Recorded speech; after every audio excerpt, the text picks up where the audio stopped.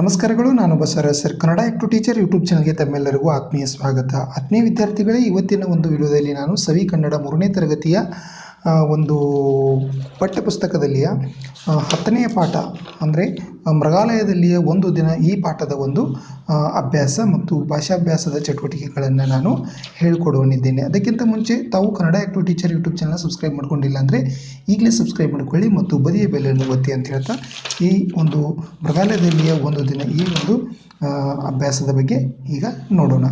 ಆತ್ಮೀಯ ವಿದ್ಯಾರ್ಥಿಗಳೇ, ಇಲ್ಲಿ ನೋಡಿ ಅಭ್ಯಾಸ ಅಂಥೇಳಿ ಇದೆ. ಓಕೆ, ಇಲ್ಲಿ ಕೆಳಗಿನ ಪ್ರಶ್ನೆಗಳಿಗೆ ಒಂದೊಂದು ವಾಕ್ಯದಲ್ಲಿ ಉತ್ತರಿಸು ಅಂಥೇಳಿದೆ. ಓಕೆನಾ.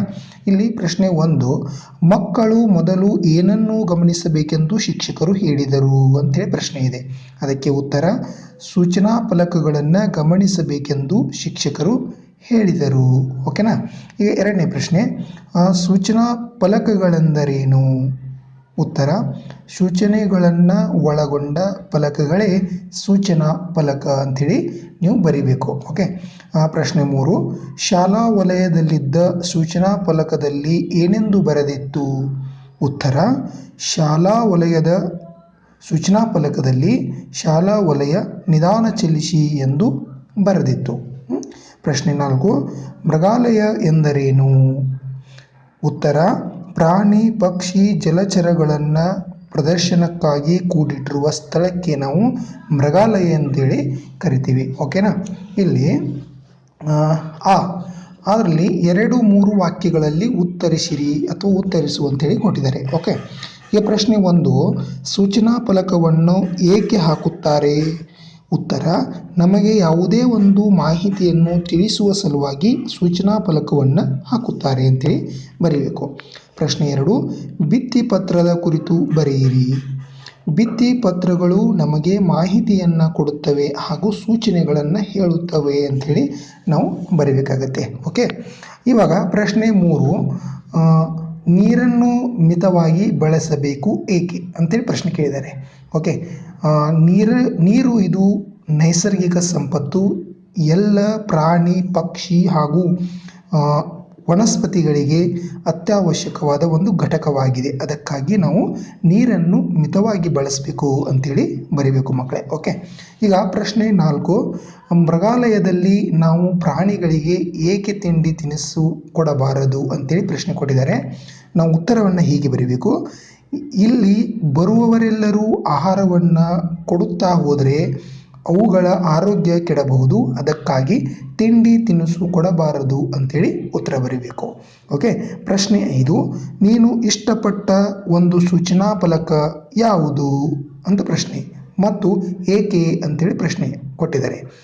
ಉತ್ತರ, ನೀರು ಅಮೂಲ್ಯವಾದದ್ದು, ಮಿತವಾಗಿ ಬಳಸಿ. ಈ ಒಂದು ಸೂಚನಾ ಫಲಕ ನನಗೆ ಇಷ್ಟವಾದ ಒಂದು ಸೂಚನಾ ಫಲಕ. ಏಕೆಂದರೆ ನೀರು ಇದು ನೈಸರ್ಗಿಕ ಸಂಪತ್ತು, ಇದನ್ನು ಮಿತವಾಗಿ ಬಳಸುವುದು ನಮ್ಮ ಒಂದು ಕರ್ತವ್ಯವಾಗಿದೆ ಅಂಥೇಳಿ ಉತ್ತರ ಬರೀಬೇಕು ವಿದ್ಯಾರ್ಥಿಗಳೇ. ಈ ಕೆಳಗಿನ ಪದಗಳನ್ನು ಬಳಸಿಕೊಂಡು ಸ್ವಂತ ವಾಕ್ಯ ರಚಿಸುವಂತೆ ಹೇಳಿದ್ದಾರೆ. ಇಲ್ಲಿ ಒಂದನೇ ಒಂದು ಶಬ್ದ ಏನು ಕೊಟ್ಟಿದ್ದಾರೆ ಅಂದರೆ, ಪದ ಏನು ಕೊಟ್ಟಿದ್ದಾರೆ ಅಂದರೆ ಫಲಕ ಅಂತೇಳಿ ಕೊಟ್ಟಿದ್ದಾರೆ. ನಾನು ಫಲಕದ ಮೇಲೆ ಶಬ್ದಗಳನ್ನು ಬರೆಯುತ್ತೇನೆ ಅಂಥೇಳಿ ನಾನು ಬರೆದಿದ್ದೀನಿ. ಹೀಗೆ ಬರೀಬೇಕು ಮಕ್ಕಳೇ. ಇದನ್ನು ಬಿಟ್ಟು ತಾವು ಏನು ಬೇರೆ ಒಂದು ವಾಕ್ಯಗಳನ್ನು ಬರೆದಿದ್ರೆ ಬರೆಯಿರಿ. ಇನ್ನು ಎರಡನೇ ಒಂದು ಪದ ಗಮನ. ಮೃಗಾಲಯದಲ್ಲಿ ಮಂಗವು ಎಲ್ಲರ ಗಮನ ಸೆಳೆಯಿತು ಅಂಥೇಳಿ. ಓಕೆ. ಈಗ 3ನೇ ಪದ ನೋಡೋಣ. ಪರಿಮಳ. ಮಲ್ಲಿಗೆಯ ಪರಿಮಳ ಮನಸ್ಸಿಗೆ ಮುದ ನೀಡಿತು. ಓಕೆ ಮಕ್ಕಳೇ. ಇವಾಗ ಮುಂದಿನ ಪ್ರಶ್ನೆ ಕಡೆಗೆ ಹೋಗೋಣ. ಇಲ್ಲಿ ನೋಡಿ ಮಕ್ಕಳ, ಈ ವಿರುದ್ಧಾರ್ಥಕ ಪದಗಳನ್ನು ಬರೆಯಿರಿ ಅಂತ ಹೇಳಿದ್ದಾರೆ. ಈ ಒಂದನೇ ವಿರುದ್ಧಾರ್ಥಕ ಪದ ಏನಿದೆ ಅಂದರೆ ಜಾಗರೂಕ. ಜಾಗರೂಕ ಇದರ ವಿರುದ್ಧಾರ್ಥಕ ಪದ ಅಜಾಗರೂಕ. ಓಕೆ. ಎರಡನೇ ಒಂದು ಪದ ಏನಿದೆ ಒಳಗೆ, ಅದರ ವಿರುದ್ಧಾರ್ಥಕ ಒಳಗೆ, ಇದರ ವಿರುದ್ಧಾರ್ಥಕ ಹೊರಗೆ ಅಂಥೇಳಿ. 3ನೇ ಪದ ಮುಂದೆ, ಇದರ ವಿರುದ್ಧಾರ್ಥಕ ಹಿಂದೆ. 4ನೇ ಪದ ದೊಡ್ಡದು. ಹೌದಾ. 4ನೇ ವಿರುದ್ಧಾರ್ಥಕ ಶಬ್ದ ಏನಿದೆ ದೊಡ್ಡದು, ಇದರ ವಿರುದ್ಧಾರ್ಥಕ ಶಬ್ದ ಸಣ್ಣದು ಅಥವಾ ಚಿಕ್ಕದು ಅಂಥೇಳಿ. ಓಕೆ.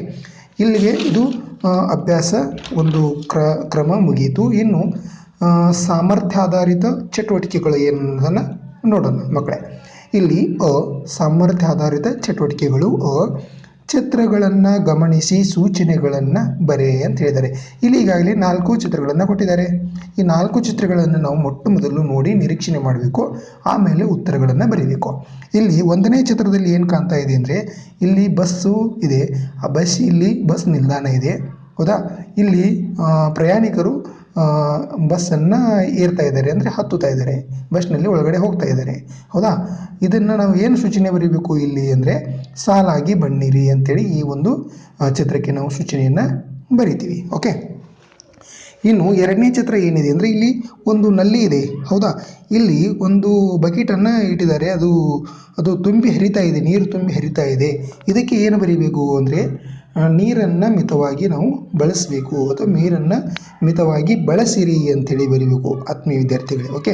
ಇಲ್ಲಿ 3ನೇ ಒಂದು ಚಿತ್ರವನ್ನು ನಾವು ನೋಡಬೇಕಾದ್ರೆ ಇಲ್ಲಿ ಒಂದು ಕಸದ ತೊಟ್ಟಿ ಇದೆ, ಅಲ್ಲಿ ಒಬ್ಬ ಬಾಲಕ ಒಂದು ತೊಟ್ಟಿಯಲ್ಲಿ ಏನೇನೋ ಒಂದು ಕಸವನ್ನು ಹಾಕ್ತಾ ಇದ್ದಾರೆ. ಓಕೆ. ಇದರ ಒಂದು ಚಿತ್ರಗನುಗುಣವಾಗಿ ನಾವು ಕಸವನ್ನು ತೊಟ್ಟಿಯಲ್ಲಿ ಹಾಕಿರಿ, ಸ್ವಚ್ಛತೆಯನ್ನು ಕಾಪಾಡಿರಿ ಅಂತೇಳಿ ನಾವೆಲ್ಲ ಬರಿಬೇಕಾಗತ್ತೆ. ಓಕೆ. ಇನ್ನು 4ನೇ ಒಂದು ಚಿತ್ರ ಏನು ತೋರಿಸುತ್ತೆ, ಏನು ಹೇಳುತ್ತೆ ಅಂದರೆ ಇಲ್ಲಿ ಒಬ್ಬ ವ್ಯಕ್ತಿ ಉಗುಳ್ತಾ ಇದ್ದಾರೆ, ಹೌದಾ. ಈ ಉಗುಳ್ತಾ ಇದ್ದಾರೆ ಅಂದರೆ ಇಲ್ಲಿ ಏನು ನಾವು ಸೂಚನೆಯನ್ನು ಕೊಡಬೇಕು, ಇಲ್ಲಿ ಉಗಳಬಾರದು ಅಂತೇಳಿ ನಾವೆಲ್ಲ ಸೂಚನೆ ಕೊಡಬೇಕು. ಇಲ್ಲಿ ನೋಡಿ ಮಕ್ಕಳ, ಇಲ್ಲಿ ಭಿತ್ತಿ ಪತ್ರವನ್ನು ಓದಿಕೊಂಡು ಪ್ರಶ್ನೆಗಳಿಗೆ ಉತ್ತರಿಸು ಅಂತೇಳಿ ಬರೆದಿದ್ದಾರೆ. ಇಲ್ಲಿ ಒಂದು ಭಿತ್ತಿ ಪತ್ರವನ್ನು ಕೊಟ್ಟಿದ್ದಾರೆ, ಅದನ್ನು ನೋಡೋಣ.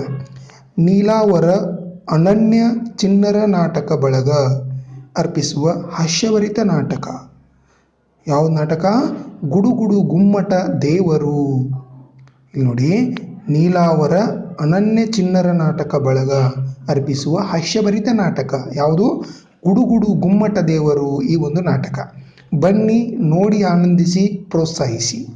ದಿನಾಂಕ 10/8/2017. ಸಮಯ ಸಂಜೆ 5 ಗಂಟೆ. ಸ್ಥಳ ಪ್ರಾಥಮಿಕ ಶಾಲಾ ಮೈದಾನ ಬ್ರಹ್ಮಾವರ. ಸರ್ವರಿಗೂ ಉಚಿತ ಪ್ರವೇಶ ಅಂಥೇಳಿ ಒಂದು ಭಿತ್ತಿ ಪತ್ರವನ್ನು ಅಂಟಿಸಿದ್ದಾರೆ ಅಂತ ತಿಳ್ಕೊಳ್ಳೋಣ. ಓಕೆ. ಇದರ ಒಂದು ಪ್ರಶ್ನೆಗಳಿಗೆ ಹೇಗೆ ಉತ್ತರಿಸ್ಕೊಡೋದು ನೋಡೋಣ ಇಲ್ಲಿ. ಓಕೆ. ಇಲ್ಲಿ 1ನೇ ಪ್ರಶ್ನೆ ಏನಿದೆ, ಇದು ಯಾವುದರ ಭಿತ್ತಿಪತ್ರ? ಇದು ಯಾವುದರ ಭಿತ್ತಿಪತ್ರ ಅಂದರೆ ಇದು ನಾಟಕದ ಒಂದು ಭಿತ್ತಿಪತ್ರ ಆಗಿದೆ. ಓಕೆ. 2ನೇ ಪ್ರಶ್ನೆ ಬಂದ್ಬಿಟ್ಟು ಯಾವ ನಾಟಕ ಬಳಗದವರು ನಾಟಕವನ್ನು ಆಡಿ ತೋರಿಸಲಿದ್ದಾರೆ? ಹೌದಾ. ಇಲ್ಲಿ ಒಂದು ಶಬ್ದವನ್ನು ಬಿಟ್ಟಿದ್ದೀನಿ, ನೀಲಾವರ ಅನನ್ಯ ಚಿಣ್ಣರ ನಾಟಕ ಬಳಗದವರು ಆಡಿ ತೋರಿಸಲಿದ್ದಾರೆ. ಇಲ್ಲಿ ನೋಡಿ ಮಕ್ಕಳ, ಇಲ್ಲಿ ನೋಡಿ, ನೀಲಾವರ ಅನನ್ಯ ಚಿಣ್ಣರ ನಾಟಕ ಬಳಗ ಅರ್ಪಿಸುವ ಹಾಸ್ಯಭರಿತ ನಾಟಕ, ಇವರು ಆಡಿಸಿ ತೋರಿಸುವವರಿದ್ದಾರೆ. ಓಕೆ. ಇನ್ನು 3ನೇ ಪ್ರಶ್ನೆ ಬಂದು ನಾಟಕದ ಹೆಸರು ಏನಿದೆ? ಗುಡುಗುಡು ಗುಮ್ಮಟ ದೇವರು. ಇದು ನಾಟಕದ ಹೆಸರಾಗಿದೆ. ಓಕೆ. ಇನ್ನು ಪ್ರಶ್ನೆ 4, ನಾಟಕ ಎಲ್ಲಿ ನಡೆಯುತ್ತದೆ? ನಾಟಕ ಸ್ಥಳ ಎಲ್ಲಿದೆ ಅಂದರೆ ಪ್ರಾಥಮಿಕ ಶಾಲಾ ಮೈದಾನ ಬ್ರಹ್ಮಾವರದಲ್ಲಿ ನಡೆಯುತ್ತದೆ. ಇಲ್ಲಿ ನೋಡಿ ಮಕ್ಕಳ, ಸ್ಥಳ ಏನಿದೆ? ಪ್ರಾಥಮಿಕ ಶಾಲಾ ಮೈದಾನ ಬ್ರಹ್ಮಾವರದಲ್ಲಿ ಈ ನಾಟಕ ನಡೆಯುತ್ತದೆ. ಓಕೆ. ಇನ್ನು ಸಾಮರ್ಥ್ಯಾಧಾರಿತ ಚಟುವಟಿಕೆಗಳಾಯಿತು, ಅಭ್ಯಾಸ ಆಯಿತು. ಇವಾಗ ಭಾಷಾಭ್ಯಾಸ ನೋಡೋಣ. ಓಕೆ. ಈ ಭಾಷಾಭ್ಯಾಸದಲ್ಲಿ ಏನೇನಿದೆ ನೋಡೋಣ. ಓಕೆ. ಈ ಪಾಠದಲ್ಲಿ ಬರುವ ಬಹುವಚನ ಪದಗಳನ್ನು ಆರಿಸಿ ಬರೆಯಿರಿ ಅಂತ ಹೇಳಿದ್ದಾರೆ. ಈ ಒಂದು ಪಾಠದಲ್ಲಿ ಏನು ಬಹುವಚನ ಶಬ್ದಗಳು ಬಂದಿವೆಯಲ್ಲ ಅವುಗಳನ್ನು ಆರಿಸಿ ಬರೆಯ ಅಂತ ಹೇಳಿದ್ದಾರೆ. ಈಗಾಗಲೇ ನಾನು ಬರೆದಿದ್ದೀನಿ.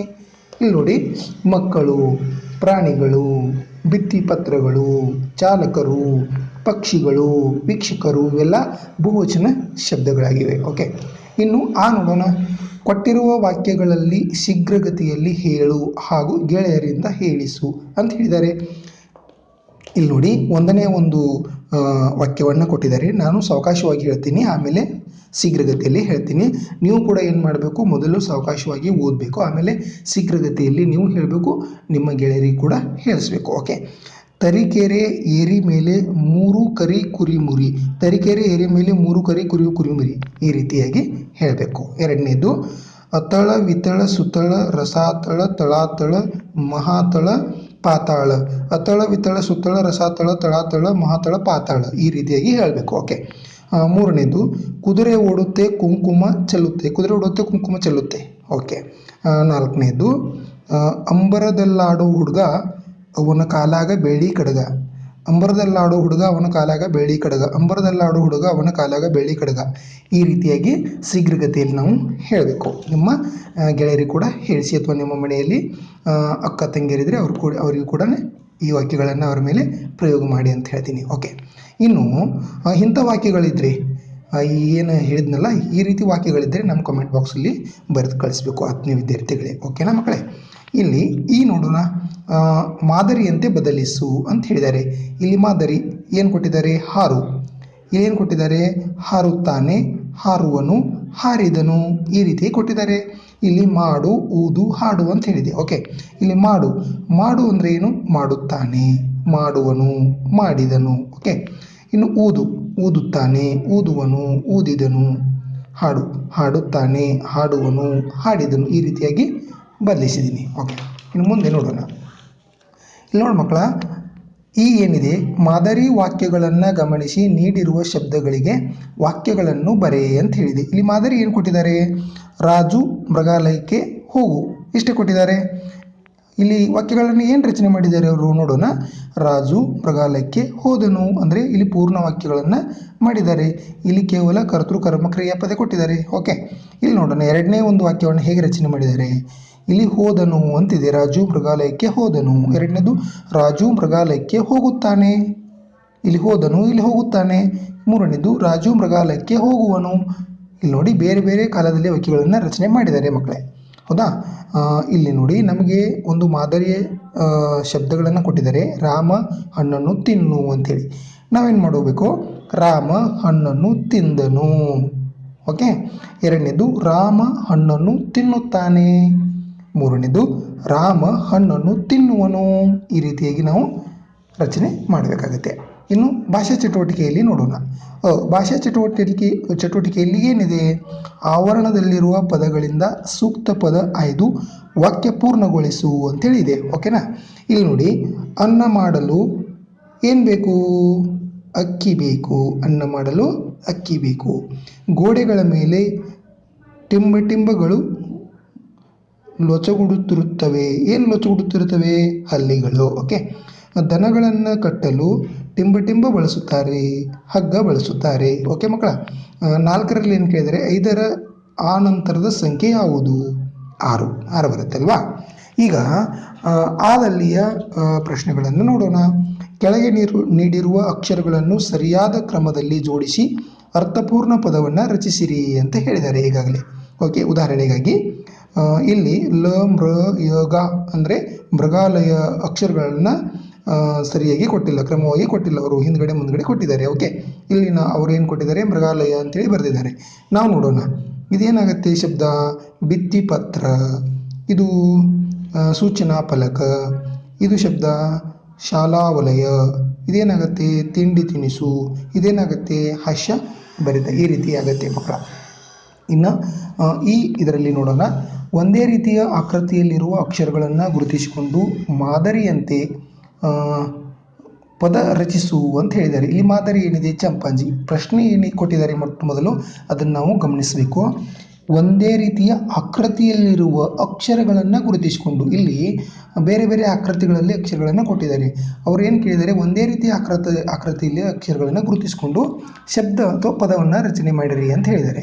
ಇಲ್ಲಿ ನೋಡಿ, ಈಗಾಗಲೇ ಅವರು ರಚನೆ ಮಾಡಿದ್ದಾರೆ. ಚಿಂಪಾಂಜಿ, ಚಿಂಪಾಂಜಿ ಅಂದರೆ ಒಂದೇ ಆಕೃತಿ ಇದೆ ಅಲ್ವಾ? ಅದು ನಾನು ಕೂಡ ಏನು ಮಾಡ್ತೀನಿ, ಒಂದೇ ಆಕೃತಿಯಲ್ಲಿ ಅಂದರೆ ಮೃಗಾಲಯ ನೋಡೋಣ. ಈಗ ಎಲ್ಲಿದೆ ಮೃಗಾಲಯ? ಮೃಗಾಲಯ ಅಂದರೆ ಎಲ್ಲ ಒಂದೇ ಆಕೃತಿಯಲ್ಲಿಯ ಶಬ್ದಗಳನ್ನು ತೆಗೆದುಕೊಂಡಿದ್ದೀನಿ. ಎರಡನೇದು ಪೋಲಿಯೋ, ಪೋಲಿಯೋ. ಓಕೆ, ಮೂರನೇದು ಚಿಂಪಾಂಜಿ, ನಾಲ್ಕನೇದು ಸೂಚನೆ ಅಂತ ಬಂದಿದೆ ನಂದು, ಸೂಚನೆ, ಸೂಚನೆ.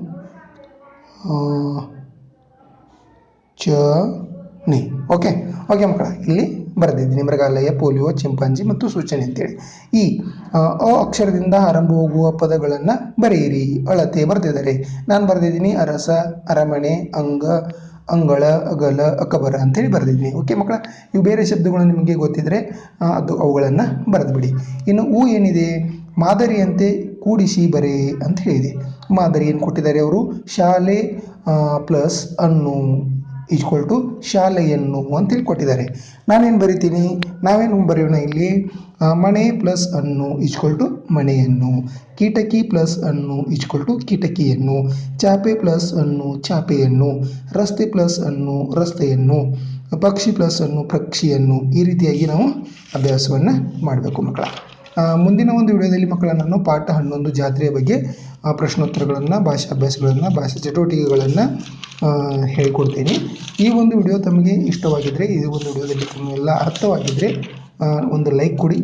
ಮುಂದೆ ಈ ನಮ್ಮ ಚಾನಲನ್ನು ಸಬ್ಸ್ಕ್ರೈಬ್ ಮಾಡ್ಕೊಳ್ಳಿ. ನಿಮ್ಮ ಆತ್ಮೀಯರಿಗೆ, ನಿಮ್ಮ ಸ್ನೇಹಿತರಿಗೆ ಈ ಒಂದು ವಿಡಿಯೋಗಳನ್ನು ಶೇರ್ ಮಾಡ್ತಾ ಇರಿ ಅಂತ ಹೇಳ್ತಾ ಈ ಒಂದು ವಿಡಿಯೋ ಮುಗಿಸ್ತಾ ಇದ್ದೀನಿ. ನಮಸ್ಕಾರಗಳು.